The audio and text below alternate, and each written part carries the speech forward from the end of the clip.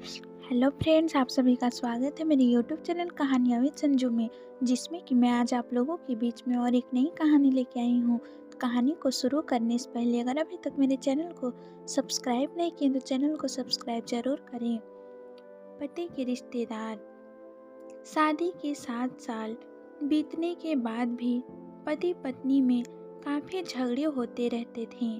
झगड़ों की वजह तो अलग अलग होती थी, लेकिन उनमें सबसे मुख्य वजह यह थी कि पति और पत्नी के विचार कभी आपस में नहीं मिलते थे।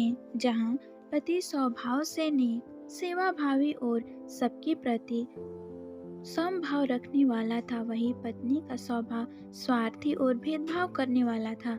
पति पत्नी के स्वभाव और उसके व्यवहार से तंग आ गया था।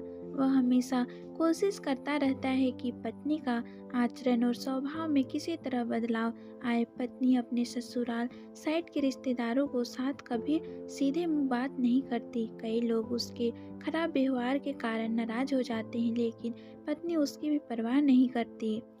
पति को इस बात से काफ़ी दुख होता कि उसकी पत्नी उससे इतनी विपरीत क्यों है। परेशान हो चुके पति ने अब खुद ही परिस्थिति को सुधारने का मन बनाया और एक प्लान बनाया। अगले दिन पति ने पत्नी से कहा, सुनो कम्मो, मैं सोच रहा था कि मम्मी पापा, बहन भाई और उनके बच्चों को घर पर इनवाइट कर लेता हूँ। काफ़ी समय हो गया उनसे मिले हुए, इसी बहाने उससे मिल भी लेंगे और उनसे साथ थोड़ा समय बिताने के लिए भी मिल जाएगा। तुम क्या कहती हो? पत्नी के चेहरे से साफ दिख रहा था कि इसे ये आइडिया पसंद नहीं आया, लेकिन उसने पति का मन रखने के लिए बेमन से हाँ कह दिया।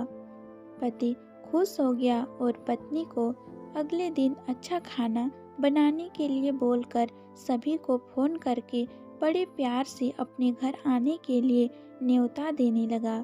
जब पति फोन पर बिजी था तो पत्नी सोच रही थी, ये आदमी भी ना अपने फालतू के कामों से बाज नहीं आएगा। क्या ज़रूरत है सबको घर पर बुलाने की? सब मेरे घर आएंगे और राजाओं की तरह ऑर्डर करेंगे और मैं दासी की तरह उनकी सेवा करूंगी। नहीं नहीं, मैं ऐसा नहीं होने दूंगी। अच्छा खाना तो क्या, मैं इन्हें सादा खाना भी नसीब नहीं होने दूंगी। देखती हूँ कितनी देर टिकते हैं ये लोग मेरे घर में। अगले दिन सुबह पति काफ़ी खुश था। जब सिर्फ 2 ही घंटे बचे थे सभी मेहमानों का आने के लिए, पति ने अपनी पत्नी से पूछा, अच्छा बताओ तो सही, आज सबको खाने में क्या स्पेशल खिलाने वाली हो? पत्नी मुंह बनाते हुए बोली, स्पेशल खाना क्यों? तुम्हारे माँ बाप, भाई बहन कोई मेहमान थोड़ी हैं।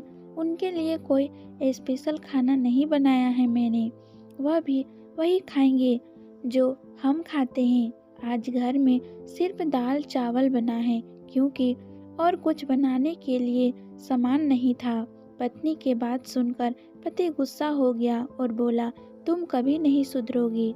अगर घर में सामान नहीं था तो मुझे एक बार बता दिया होता, मैं बाजार से जाकर ले आता, लेकिन कुछ ढंग का तो खाना बना लेती।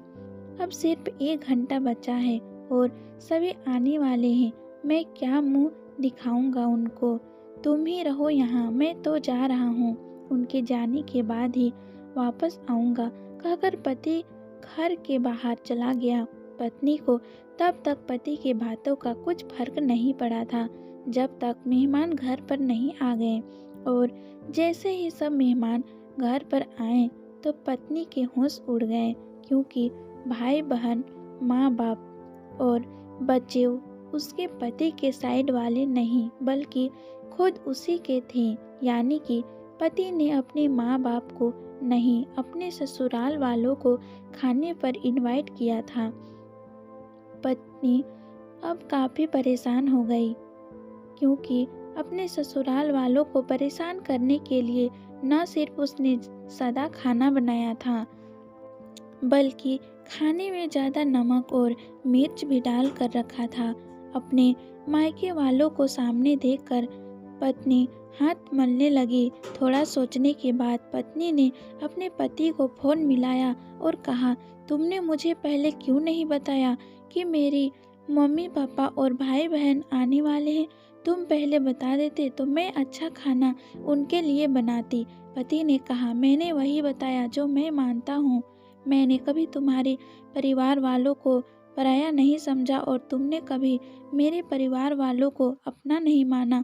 और मैं जानता हूँ कि तुमने यह सोचकर ही मेरे मम्मी पापा और भाई बहन आने वाले हैं जानबूझकर घटिया खाना बनाया। अब तुमने जो किया है उसे तुम खुद ही भुगतो। मुझे पता है तुमने मुझे इसलिए फ़ोन किया होगा ताकि बाहर से खाना मंगवा सको, लेकिन मैं ऐसा नहीं करूँगा ताकि तुम्हें तुम्हारे किए की सज़ा मिल सके।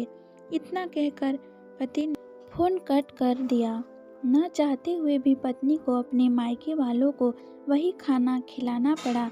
उसके रिश्तेदार ज़्यादा मिर्च और नमक वाला खाना भी ऐसा सोचकर खा गए कि बेटी से गलती हो गई होगी। लेकिन बाद में जब दामाद ने सारी बात उन्हें बताई तब उन्हें बहुत शर्मिंदगी हुई और अभी उसके बुरा बर्ताव के लिए उसे डांट कर उससे नाराज़ होकर चले गए। दोस्तों, अच्छे रिश्ते बनाए जाते हैं प्यार और अच्छे व्यवहार से, सिर्फ खून के रिश्ते अच्छे नहीं होते।